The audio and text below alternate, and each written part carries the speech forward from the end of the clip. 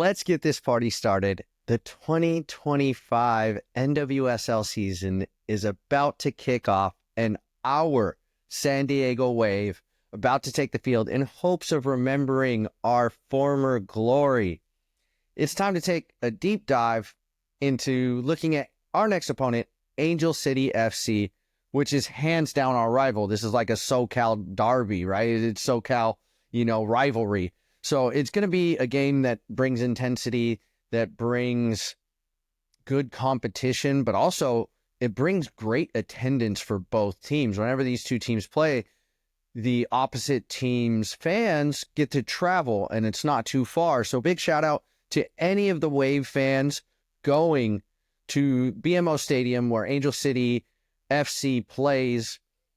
That is going to be a phenomenal atmosphere. Sad I can't be there. It is an away game, so I'm not able to really travel. But big shout out. I know there's a bus, with the San Diego Sirens that are going. So big shout out to everyone that's going there. Please show out for, all of San Diego. Please show out for all the San Diego Wave fans that couldn't be there. But it is going to be so awesome. But if you watch one of my first episodes on Wave FC, I really spoke about kind of the 2024 year in review and the turmoil and the cloud that was really hanging over the team. And there's been a lot of changes, but, in our first 2 years of existence, we were dominant, right? In our third year, it wasn't great. We didn't end the year well. We started the year well because we won, a trophy. But other than that, we did not look great last year. And also, we just had a lot of changes from 2024 to 2025, which I think was absolutely needed. Because again, there was a cloud. There was something, the news reports that were coming out of the Wave FC, whether, they were alleged or whether they were true, I'm not 100% sure. But Jill Ellis leaving, I think, was actually a good thing. It's tough to say that because Jill Ellis is a legend within the women's game, but it didn't seem like it was the best work environment.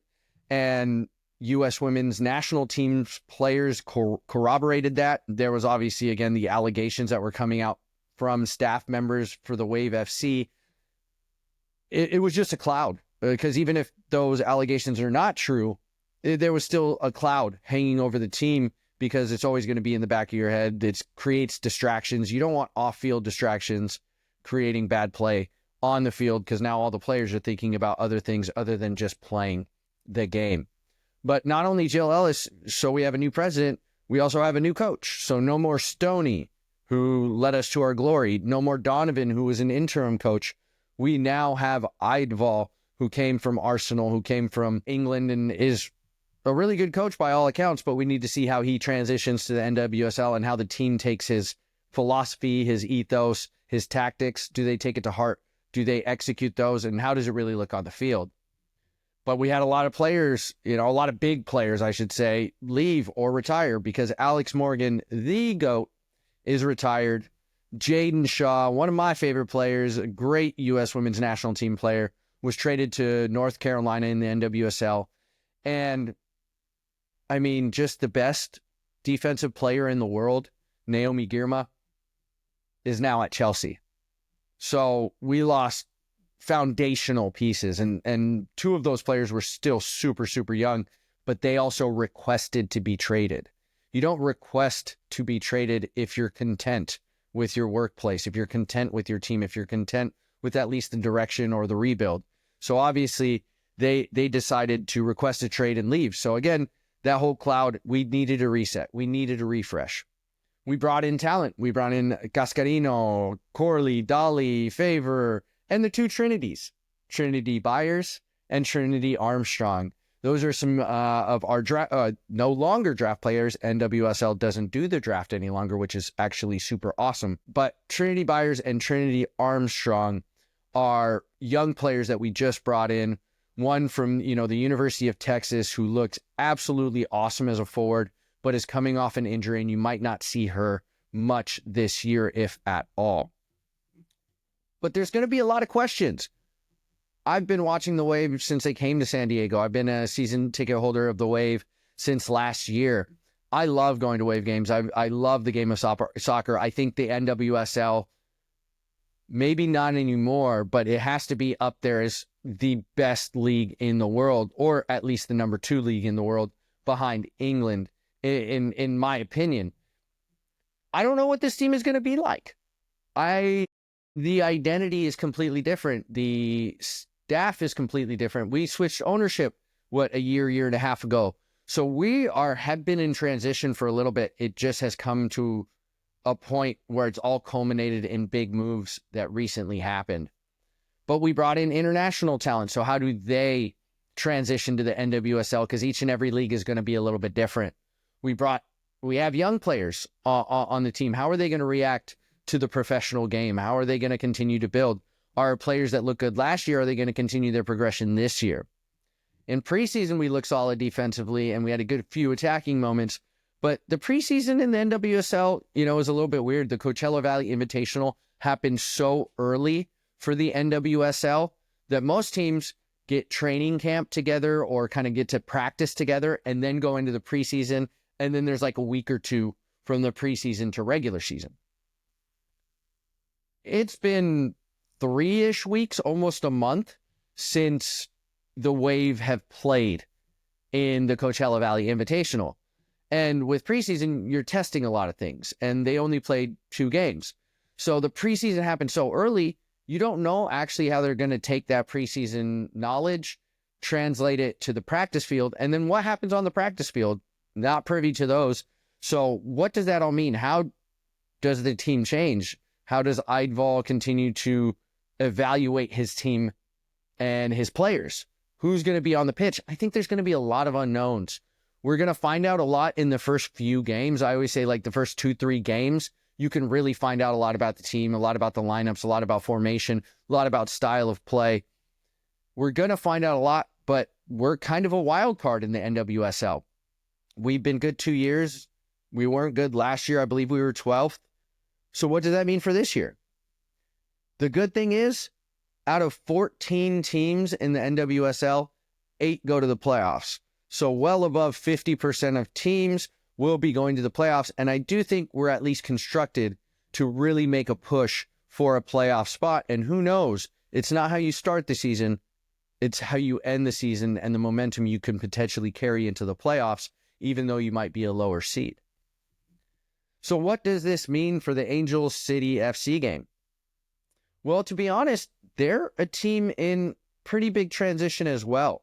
Again, I think this is going to be a rivalry game, so it really doesn't matter what your standings are, what you're coming in with. Rivalry games are just always tough and contested, so I expect this game to be that. But in terms of the team, they don't even have a coach. Yes, you heard that right. Angel City FC is using an interim coach because they don't plan to sign their head coach until June. The reason that is because international soccer teams outside the States, play on a different schedule. And so if you're interviewing international soccer coaches, their season ends in June. So it usually doesn't come up. I've actually never really seen this. So it's going to be interesting to see how they adjust. What's Angel FC's identity? What formation are they going to run? What tactics are they doing? And their teams changed a lot. Not only do they have a new owner, have you heard of a gentleman named Bob Iger? That's the Disney CEO, and his wife are now running this team. But Angel City also added defenders, which is interesting because from what I was reading, they had a really good back line already. So adding defensive players is, what are you spending your money on? But they added Alana Kennedy, who is a boss defender, and I absolutely expect her to start. They added Moria, a solid right back. So I think they're going to be at least sound defensively.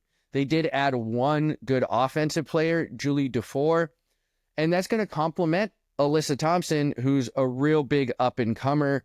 Alyssa Thompson really showed out last year, and I only expect her to continue to get better.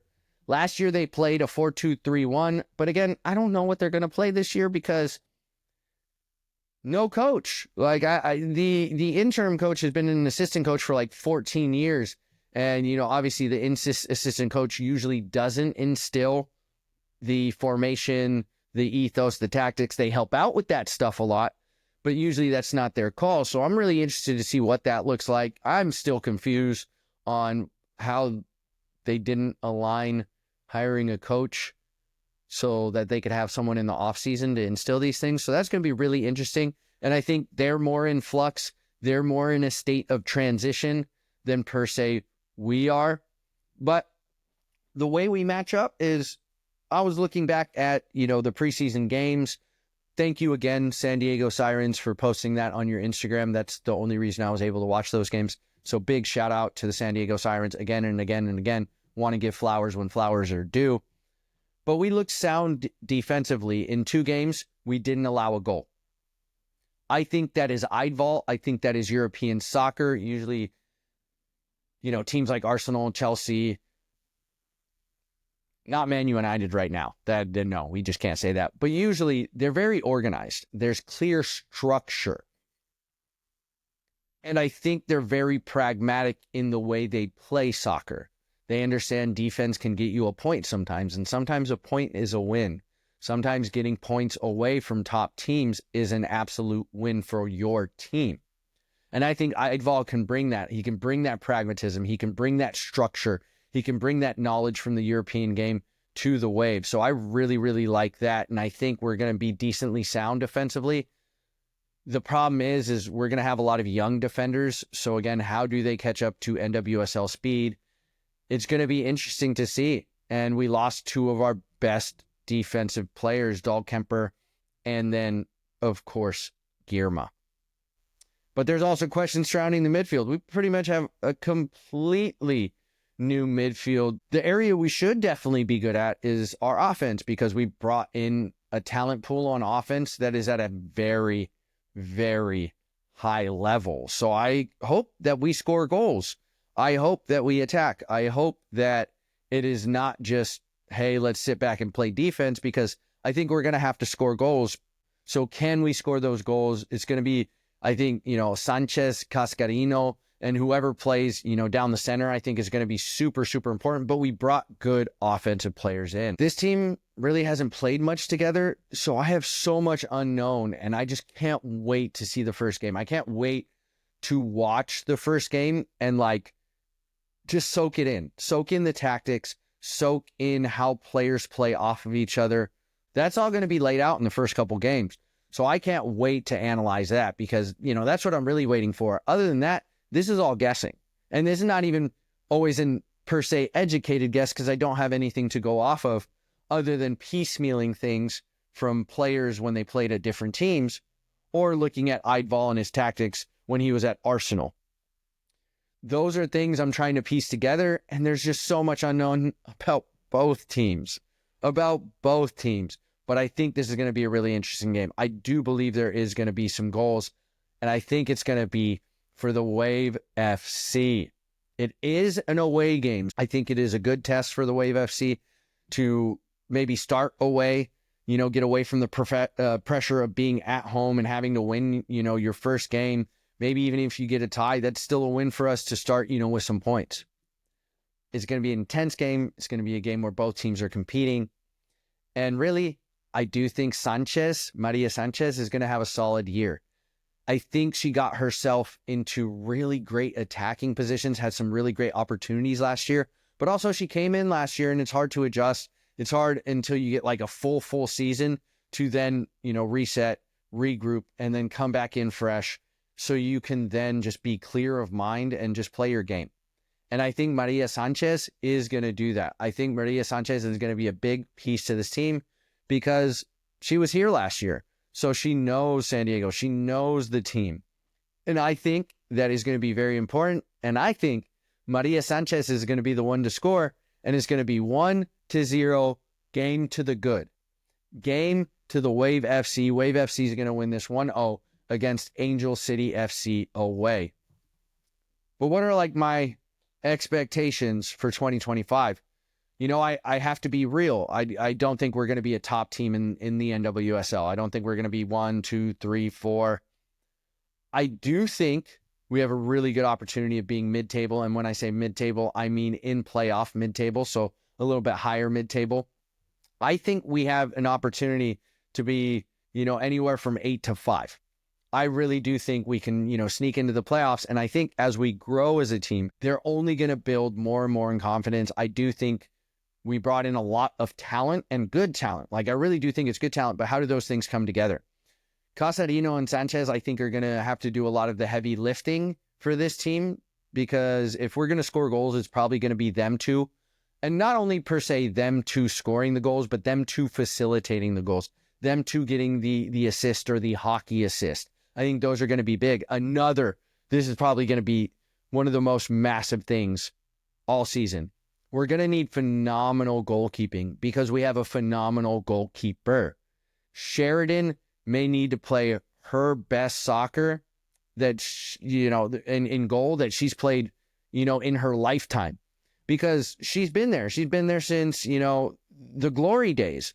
And now she's going to be a stalwart in terms of being on this team for multiple years, but also being one of the better players on this team.